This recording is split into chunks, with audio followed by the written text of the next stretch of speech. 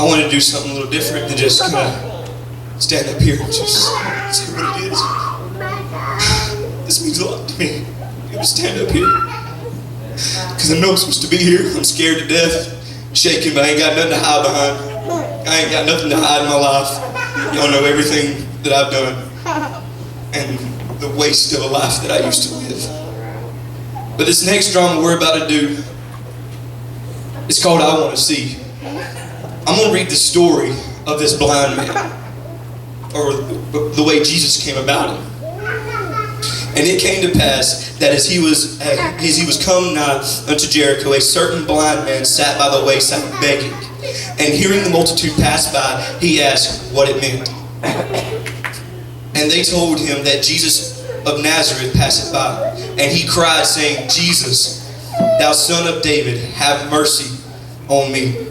And Jesus stood and commanded, have mercy on me. And they which went before rebuked him that he should hold his peace. But he cried so much the more, thou son of David, have mercy on me. And Jesus stood and commanded him to be brought unto him. And when he was come near, he asked him, saying, what wilt thou that I shall do unto thee? And he said, Lord, that I may receive my sight. And Jesus said unto him, receive thy sight, thy faith hath saved thee. And immediately he received his sight and followed him, glorifying God. And all the people, when they saw it, gave praise unto God. There's a lot of us in life that has been blind spiritually in life, but this man was blind physically. If you're going through something, need healing, I know Sister Barbara and other folks in this church need healing. If we ask in faith, God will heal you. But there's another part to this drama where in a minute Kelsey's going to depict stepping out and being spiritually blind. I'm going to read something else to y'all, and then I'm going to tie it to this world and to the United States on how we are blind and what God's going to do. It says, and he brought me into the inner courts of the Lord's house, and behold, this is Ezekiel chapter 8, verse 16 through 18. And behold, at the door of the temple of the Lord, between the porch and the altar, were 25 men, with their backs toward the temple of the Lord, and their faces towards the east. And they worshiped the sun toward the east. It says, then he said unto me, hast thou seen this, O son of man? Is it a light thing to the house of Judah that they commit the abominations which thou commit here? For they have filled the land with violence, and have returned to provoke me to anger. And lo, they put the branch to their nose. I'll explain that in a minute. Therefore will I also deal in fury. Mine eyes shall not spare, neither will I have pity. And though they cry in mine ears with a loud voice, yet will I not hear them.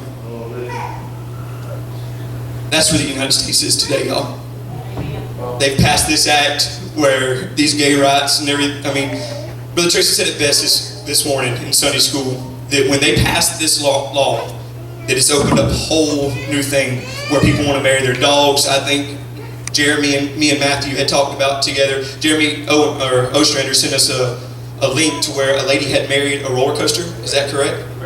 A Ferris wheel, I'm sorry. A Ferris wheel. Oh my Lord. I mean, how disgusting is that? You see what I'm saying? But it says right here that they've turned their face toward the east and worshiped the sun. Back in that day in the Bible times, they did worship pagan gods and stuff like that, the sun. What do we turn our face to and worship? Oh, I got this tablet right here. Am I doing things of God? Or am I even just playing games?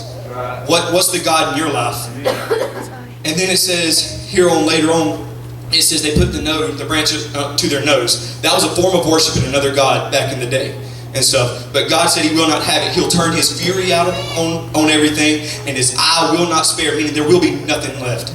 No one will go unjudged and dealt with. He will have no pity, and yet we cry to him, those that are lost and stuff like that, cry out to him, God, how can you do this? He's not going to hear them. It says with a loud voice, meaning God's hearing it. It's being screamed in his ear. He's not going to hear it. Right. Y'all worship with us as we do this drama. Check yourself spiritually. See where you're at. Man. I know I've walked a horrible path. I've been a horrible person in the past, done things that never before in my life would I have ever saw myself doing. But I praise God today that I have a testimony, because November 2nd of last year, He delivered me from it. Yeah, I found myself doing some other things. I fell back in a hole again at one point after that. But I'm steadily trying to climb out. And you can. Amen. Just as long as He's the author of the finisher. Jesus Christ, the one who bled and died for our forgiveness. Now worship with us. Free